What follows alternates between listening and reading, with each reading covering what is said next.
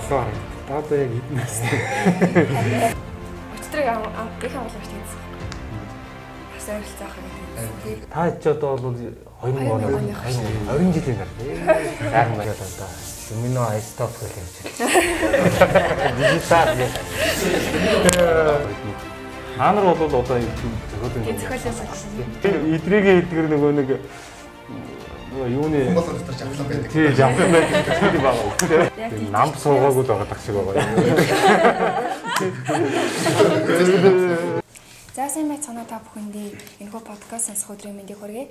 За хатуу хөл хорионы дийлмээс ахаад подкастаа 20 бараг сар шахуу хугацаанд завсардлаа. За өнөөдрийнхэн подкастаар Мос эмийн үйлдвэрийн гүйцэтгэх захирал од гэрэл гэх хүнтэй зочингороо энэхүү подкастаа дахин эхлүүлж байна. За танд өнөөдрийн мэндийг хүргэе. За өдрийн мэнд хүргэе. Урилгыг маань хүлээн авсан танд башруулаа. За та манай подкаст сонсогчдод өөрийнхөө тухай товчхон танилцуулах үгэж. За намайг Мөнхөгийн од гэрэл гэдэг. Монс эмийн үйлдвэрийн гүйцэтгэх захирлаар 2013 оноос хойш ажиллаж байгаа. За Монсод бол нийтдээ бол 16 жил ажиллаж байгаа. За эдийн засагч мэргэжилтэй ийм хүн байна. За та ингээд манай нийт сонсогчдод ингээд Монс эмийн үйлдвэрийн тухай товч танилцуулга өгөөч. За манай үйлдвэр 1990 онд байгуулагдсан. За Монголын одоо эмийн үйлдвэр бүр Монголд анх хувийн үйлдвэрүүд байгуулагдчих үеийн бол одоо анхны үйлдвэрүүдийн нэг. Одоо 31 дэх жилдээ үйл ажиллагаа явуулж байна. За нийтдээ одоогоор нэг 100 гаруй нэр төрлийн бүтээгдэхүүн үйлдвэрлээд 200 гаруй ажилтнтайгаар үйл ажиллагаа явуулж байгаа. Тэгээд 2015 оноос хойш одоо манай дээр олон улсын GMP стандартад нийцсэн эмийн үйлдвэр ашиглалтанд ороод тэгээд эмийн үйлдвэрийг дэлхийн стандартад нийцүүлэн үйл ажиллагаа явуулж байгаа үйлдвэр байна. За урамлын гаралтай болно, синтетик гаралтай эм бэлтгэл түүх эдийг ашиглаж эм бэлтгэлээ үйлдвэрлэдэг. За одоо сүүлийн үед одоо энэ коронавигийн энэ цаг үе гарснаас хойш Монгол улсад үндэсний үйлдвэрлэл ямар чухал байсан бэ? Ийм хүнд цаг үед үндэсний үйлдвэр эх орны одоо яг хэрэгцээд газар нь хэрэгцээд эм бэлтгэлийг цаг тухайд нь байлгах энэ үүрэг айгүй тийм илүү биднэрт ноогдож байна. Тэгээ бид нэр одоо ариу тахлын бүтээгдэхүүн, дархлаа зэрэг салмон, витагрип, 1000 мг витамин С-ийн тунтай эдгээр бүтээгдэхүүнүүдээ бол энэ цаг үед одоо тасалдуулахгүй хичээж манай хамт олон 24/7-оор ээлжилж ажиллаж байна. Ийм төвхтэй үйлдвэр байна. 200 гаруй ажилтнтай маш өргөн тий. Олон юм тий. За одоо хүмүүс яг таныг гаргахдаа яг захирал гэдэг хүний өнцгөөс мэдээж хүмүүс их хардаг баг тий. Бидний хувьдас яг хувь хүний өнцгөөс мэдээж удирдагч хүн захирал хүн гэдэг айгүй хамааралтай байдаг. Тийм үү та хүүхэд наснд нь хаана өнгөрч исэн бэ?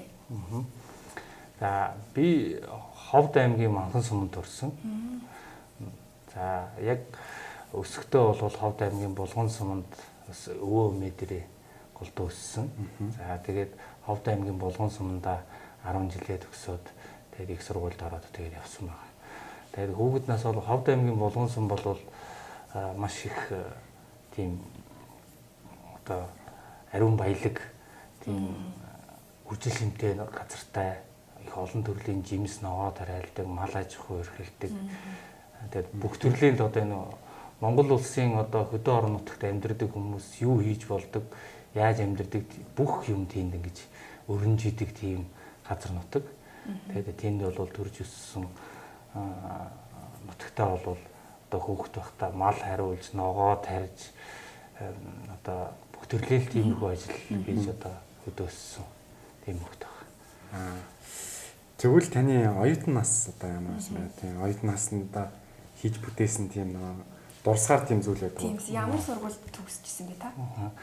Би 2000 онд хөдөө аж ахуйн их сургуулийн эдийн засаг математикийн ангид орсон. Одоо кибернетик гэж ярьдаг. Эдийн засагч математикч гэсэн тийм хослол мэргэжилтэй. Тэгээд манай эдийн засагч математикийн ангийн оюутнуудад болохоор математик, компьютер програмчлалт төлхөө ордог байсан. Тэгээд эдийн засгийн хичээлүүд ордог. Миний оюутан насны хамгийн гоё дурсамжтай юм болохоор бид нар яг оюутан байхад бол Pentium 2, Pentium 3 гэдэг компьютерууд одоо нэг тийм амар удаан нэг тийм том хэмжээтэй компьютер тийм дөнгөж асааж унтрааж MS-DOS, Norton гэдэг тийм үйлдвэрлэлийн систем байна. Одоо энэ Windows-оос чинь шал өөр нэг юм харахаар нэг юм хард элэгцэн дээр л тоо гардаг нэг тийм юм дээр тооцоол хийж тэрийг ажиллуулж гэж сурж исэн.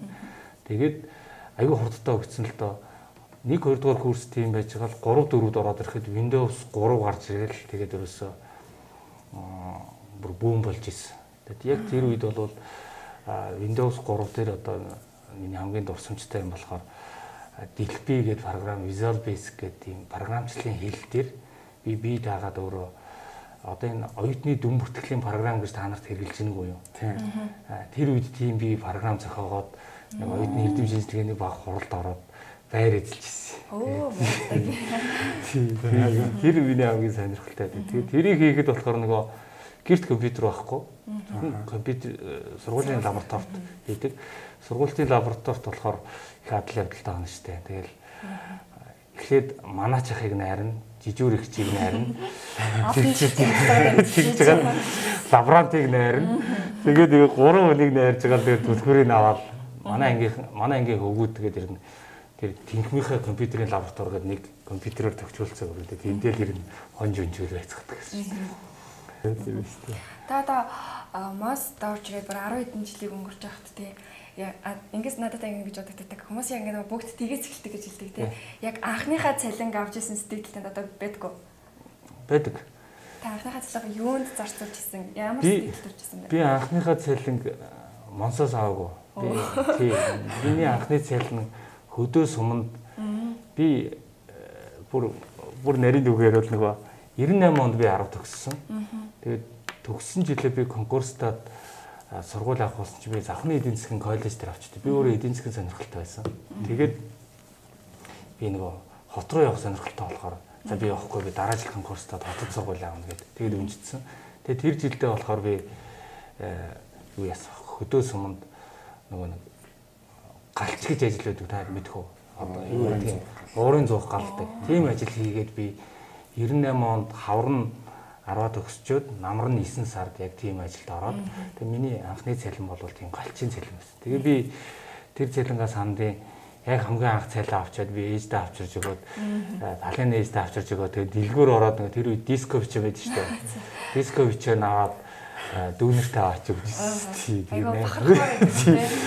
Тэгээд диско бичээ харахаар тэр санаанд ор. Тэгээд нэлээд хэдэн диско бичээ бүрстэй бодож байгаад авсаа гэдэг бүр. Тэр үеийн диско бичээ бас гоё юм даа. Тэр чинь бүр нүднийг юм байсан чи айгу ховор маш гоё дэлгүүрт ингээд айгу гоё харагддаг. Энэ бас жоохон тийм аян юм байна тийм биз тийм ховор зүйлсэн. 98 онд авах цалин авчихсан. Ер нь бол нөгөө ихэнх тийм амжилттай хүмүүсийг харахад өглөөний эхлэл айгу тийм чухал юм шиг байдаг.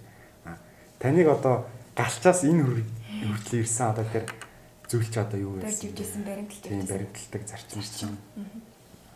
За яг миний зарчмын тохиолд болохоор би нэг яг ийм тогтцсон яг ингэн тэгнэ гэсэн тийм зарчмууд зүгээр нөгөө хүүхэд байхдаа тэгээ нөгөө нэг ийм ажилд нуглуулад өссөн тэгээ нөгөө тэгээ миний өөрийн одоо бас нэг тийм одоо нэг жаахан сурсан юм гэдэг ч юм уу те ямар нэг юм хийхээр ингээд нэг дуустал нь хийжээ сэтгэл санаа амардаг ямар нэг юм ингээд нэгэнт ингээд ямар нэгэн ажлыг хийж байгаа бол тэрийг бүр ингээд бүх сэтгэл зүрхээ зориулаад хийдэг. Би өөрөө нэг тийм юутай тэгж хийхийг зорддог. Тэгээд тэр маань л одоо надад тус нэмэр болж байгаа болов уу гэж бодож байгаа. Тэгээд би одоо энэ дээр ирээд ажил дээр ирээд монсхийн ажлыг хийсэн ч эсвэл гадуур руу яваад гэрт очиод ингээд гэрийн ажлыг бас заримдаа хийсэн ч тэгээд бүр яг тухайн ажлыг л яаж гоё хийх үү гэдэг юм л бодож явдаг. Тэгэхээр тэр маань л одоо тийм нэмэр болсон болов гэж бодож байна. Өглөөний тухайд бол би бас яг тийм өглөөний хүн биш. Яг үүндээ би тэрнээс айгүй санаа зовдөг. Оюутан байхдаа ч гэсэн тийм шүн дундаа суудаг. Тэгээд шүний ачаад гарч ин өглөө тэгээд ойлгомжтой шүү дээ. Чийдээс хоцромтгаа тийм оюутнууд байдаг тийм. Манай ингээд нэг надтай нийлээл нэг хоцордог байнгын эдэн нөхдүүд байсан. Бид шиг яг шүний идэвхтэй өдрийн идэвхтэй юм байдаг гэдэг чинь би тэр шиг тийм шүний идэвхтэй юм биш үү. Орой болохоор миний онгод ороод. Юу хүмүүсийн дээр яг шиг суугаад тэгэхээр юм ойлгоод байна. Тэгэд одоо энэ ажил дээр ч гэсэн юм манай дээр өдөр ингээл төвлөрөөл ихлээр манай энэгэр чинь манай ичтэй байн борж байгаа шүү дээ. Ингээл игмээрээ тэнд нэг асуудал энд нэг тэгж бол ажил тараал энэ ингээл явахаар ингээл сайхан тайван тоглоод юм айгу мэтэлчтэй тий. Бодод суудаг юмнуудаа одоо тэгээд голдуу харин цагаар голдуу яач. Бодож нухдаг юмнуудаа тэгж нухдаг. Та ямар аливаа нэгэн зүйлд шантрахтаа одоо юунаас илүү урам авдаг вэ? Та арга гэрч гэдэг юм уу, найз нөхдөсөө хин нэний сайхан хүнээс ч гэдэг юм урам авдаг зүйл. Урам авдаг зүйл одоо манай энэ ерөнхийлөгч айгүй тийм мотивац өгдөг. Тэгээд ерөнхийлөгчийн нэг 2-3 ном байдаг. Тэгээд тэн дээр ингээд уншихаар ингээд хүнд болвол хүнд хэцүү юм одоо ажил хийж явахд бол тулгарна. Тэр бол ойлгомжтой. Тэр тулгарч байна гэдэг чинь чи өөрөө илүү их нэг юм хөгжиж байна. Илүү одоо нэг бэрхшээлийг давж ээж чи яллагч илүү хүчрхэг болно гэдэг юм ийм л одоо нэг тийм ойлгоцсон. Тэгэл би нэг амар тэгээ шантраад тэгэл хэсэг нэг жаахан нөгөөдхөө бодож байгаа. Хэсэг нэг өөр юм бодоод за яах вэ гэж ямар ч үсэн хиймдээ одоо гэл тэгэл тэгдэг. Тий. Ажил дээр бол тэг шантардаг. Хувийн одоо янз бүрийн амьдралын бас шантрах юм зам гарна шүү дээ. Тэгэл тэрийг бол одоо гэр бүлтэйгээ хүүхдүүдтэйгээ байж ажилтдаг. Энэ хүүхдүүд л тэгэл тийм айгүй тийм сэтгэл заслын айгүй маструуд шүү дээ. Бид нэртэй тоглож наадаад ноцолдоход бол тэгэл ер нь бүх юм мартагч. Та одоо олон хүн удирдах явж байгаа хүний хувьд одоо хувь хүний харилцаа хандлага, эрдэм мэдлэг дээр нэг ийм байгаасаа гэж одоо оюутан дуунартаа зөвлөгөө энэ одоо ингээл харилцаануудад маш анзаарагддаг шүү дээ, тий. Гудамжинд явж байхад хүртэл маш харилцааны доголдол одоо тиймэрхүү зүйлүүд мэдээж ажиглагддаг. Та яг ирээдүйн одоо ментор болох хүмүүс зөндөө л байгаа, тий. Тэр хүмүүс дэлгэхэд харилцаа хандлага дээр, эрдэм мэдлэг дээр тийм байгаасаа, ийм байгаасаа гэж хандаж хэлэх үг байна. Одоо энэ залуучууд болохоор би айгүй гоё болоод байна гэж шаарддаг та нарыг. Айгүй тийм бидний үеэс нэг тийм өөр нэг юм гоё өөрийн үзэл бодолтой. Тэгээд нэг тийм ингээд чигээ олоод харцсан орчин үеийн залуучууд нэг тийм яг тийм харагдаад байгаа. Энийг миний сонирхлыг татаад энийг зөв гэж бодж ивэл тэрэндээ ингэж анхаардаг. Сонирхлыг татахгүй энэ одоо буруу юм биш үү гэсэн юм руу нэг тэгж ингээд ороод идэх надад айгүй гоё санагдаж байгаа. Зүгээр бүх хүний харилцааны тал дээр бол би бас яг тийм залуучууд та нараас би бараг суралцах хэрэгтэй байх гэж би бодож байгаа. Зүгээр ажил мэргэжлийн тал дээр бол одоо энэ технологиуд маань ингээд хөгжихийн хэрээр бас юмыг бас хэтэрхий easy болгоод байна л да. Гэтэл яг тэр та хэдийн одоо өсөж явахдаа тий хүүхэд байхдаа оюутан байхдаа сурсан тэр амархан юмнуудыг амархан болгоцсон апууд тэгээд амархан болгоцсон тэр технологиуд чинь зөвхөн тэр тухайн одоо ажил тухайн юмыг л ингэж хийхэд зориулагдсан болохоос биш бүх юм тийм байна гэсэн ойлголт бас биш шүү залууч. Тэгэхэд ажил дээр гараад ирэхэд бол Монголд бол одоо тийм ап шиг тийм амархан болгоцсон ажлын процессууд ер нь ховор. Тэгэхээр бүх юмыг бол одоо сурч мэдэж хөгжих амарчлахаас илүү яг өөрөө үздэг тийм бэрхшээл бол одоо ажлын нэг хэсэг. Бүр салшгүй нэг хэсэг. Одоо ажлын ч гэлтгүүр амьдралын нэг хэсэг байхгүй. Тэгэхээр бэрхшээл тулгуурлаагаа сэтгэл санаагаар унахгүй. Тэрийг давах тийм энийг угаасаа би хөдөлмөрлөөд юм уу зүтгээд тууштай байгаад энийг давчнаа гэсэн юмыг л одоо дотроо залуучууд зайн байлгаж байгаасаа гэж боддог. Тэгээд оюутан байхдаа залуучууд жаахан одоо энэ ажил хийж байгаа одоо аав ээж ах эгч нараа жаахан харж агаад одоо яа тийм одоо энэ зүүн мэргэжлээ сурж байгаа оюутнууд бол маш олон талаар хөрвөх боломжтой шүү дээ. Тэгэхээр та нар яг алингаар нь хөрвөх гээд байгаа тэрийг за юмыг ааш мэдхүүгээд 2 3 хэлбэрээр нь сонгож байгаа.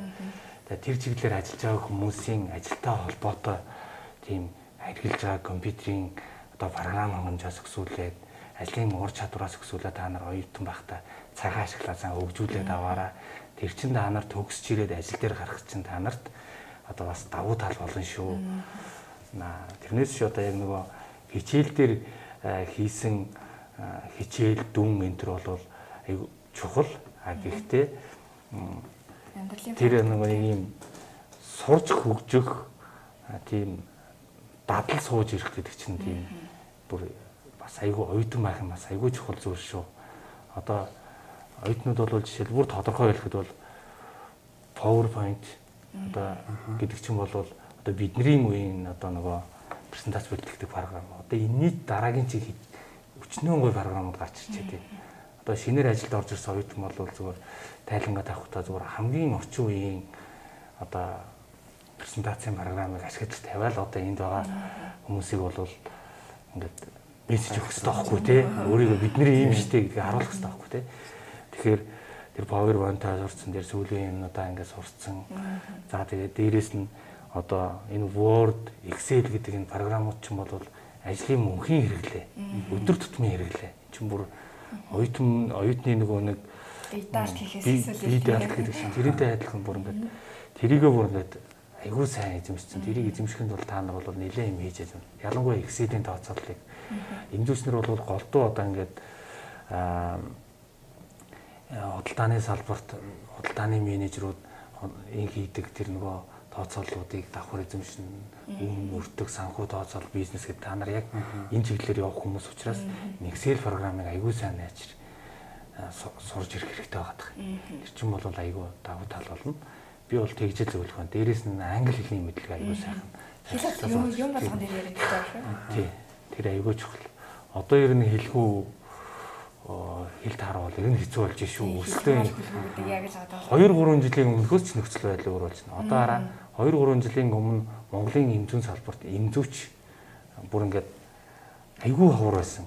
Одоо ноднонгоос эхлүүлээд энэ жилээс эхлүүлээд эмзүүчдийн одоо илүүд л арайч үсээгүй хангамж сайжраад за дээрэс нь гадаад төгссөн эмзүүч нар айгүй олон болж байна. Тэр та нарын одоо өрсөлдөгчд чинь бас гадаад сураад л явж байгаа. Илүү олон сурж байгаа.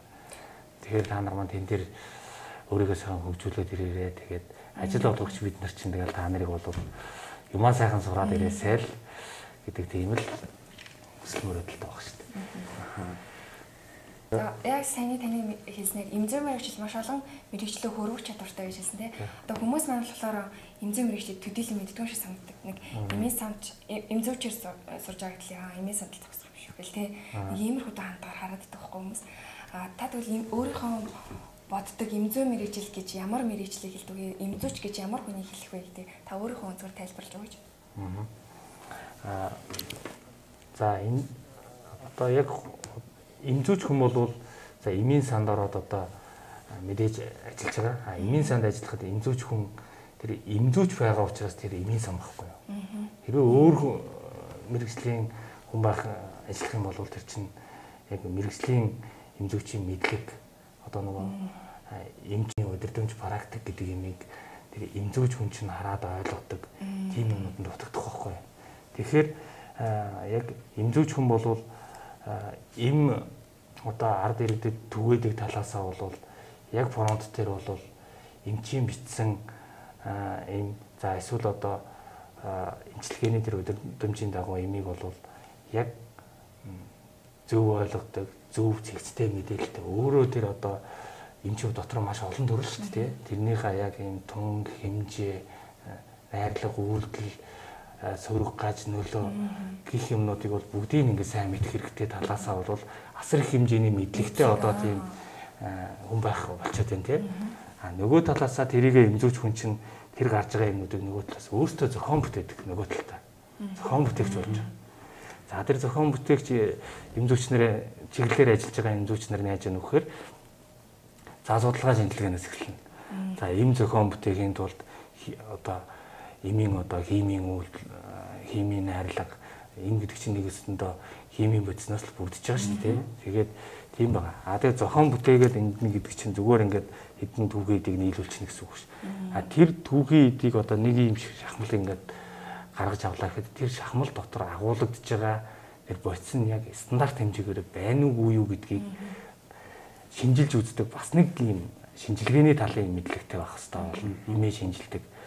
Тэгээд дээрээс нь нэмээд за ингээд бүх юм болчлоо гэд тэгэхэд тэрийг ингээд үйлдвэрлэнэ. Үйлдвэрлэл гэдэг чинь тэр судалгаанаас нэг өөр, худалдаанаас нэг өөр, дахиад нэг өөр юм ингээд орж чинь тий. Тэгэхээр үйлдвэрлэлийн явцад тэр зохиосон стандарт юмны дагуу үйлдвэрлэхэд тэр үйлдвэрлэлийг яаж явуулах вэ? Гээд ингээд үйлдвэрлэлийн бүх юм бэлэн байхад нэг үйлдвэрлэл гэдэг нэг өөр. Нөгөө талаас гараад ирэхээр за тэр үйлдвэрлэлд ашиглаж байгаа түүхийдийг үйлдвэрлэлд байлгахын тулд үйлдвэрлэлд бэлэн байлгахын тулд логистикийн асуудал гэж байна. Ерөөсөө үйлдвэрлэл гэдэг чинь эмч бай, юуч бай, логистик л байхгүй юу? Маш их олон төрлийн юмыг логистикийн одоо үйл ажиллагаа явуулж энд ингэж бэлэн байлгана. Нөгөө үйлдвэрлэсэн юмнуудаа гаргаж түгээ ийм ажлууд авахгүй. Тэгэхээр зохион бүтээлт, шинжилгээ, судалгаа, үйлдвэрлэл, за логистик, за тэгээд худалдаа, эмийн сан ингээд туршилт тэгээд ийм олон төрлийн үйл ажиллагаанууд руу ингэж хөрвж ажилладаг. Мэдээж нэг хүн бүгдийг хийгээд байна гэж байхгүй. Та нар бол ингээд төрөл рүү ингээд хуваагдана. Тэгээд тэр чиглэсэн ажил мэргэжлийнхаа онцлог тэрнийхээ одоо юунид онцлогийн дагуу та хэд одоо мэрэгшиж гүнзгэрч ер нь бол ажиллана шүү дээ одоо юм зууч нар. Манай юм зууч нар бол бүгд тэгээд хуваагдсан ажиллаа хийгээ. Маш нарийн мэрэгчлээ. Хавьд энэ мэрэгчлээ сонгосноо маш их баярлалаа. За бидэнтэй ингээд сонирхолтой ярилцлага өрнүүлсэн танд баярлалаа. Тэгээд одоо манай нийт сонсогчдод болон залуу үедээ ингээд хандаж хэлмээр тийм үг ярилцлага төрөөр дуусгах гэж бодлоо. За би түрүү ярианд баг хэлчлээ дээ. Ерөнхийдөө бол залуу хүүхдүүдэд бол одоо цагийг сайхан өрөвдөлттэй өнгөрөөгөөрэй. Мэдээж тоглож наадах бол та нарын юу хамгийн чухал зүйл мөн. Гэхдээ нөгөө талдаа сурч боловсрох хөгжих юм гэдэг чинь бол бас нэг тэрний чинь нөгөө талын 50% шүү. Нэгээ битээ хаяараа хил усаа сайхан зураад одоо энэ оюутан цагийнхаа энэ сайхан цаг үеийг сайхан дурсамжтай сайхан хөгжилтэй өнгөрөөгөөд тэгээд ирээрэл гэж л одоо хэлмээр байна. Тэгээд та нарт бүгдээрэнд нь сурлагын өндөр амжилт хүсье оюутнуудтай бүгдээрэнд нь амжилт хүсье. За баярлалаа. Бидний урилгыг явж маш сонирхолтой яриа өндөрлөөсөн танд маш баярлалаа. Яриад л яваар санагдаад. За энэ удаагийн подкаст маань энэ хүрээд өндөрлөж байна. Дараагийнхаа подкастаар уулзлаа. Түр баяртай. За баяртай.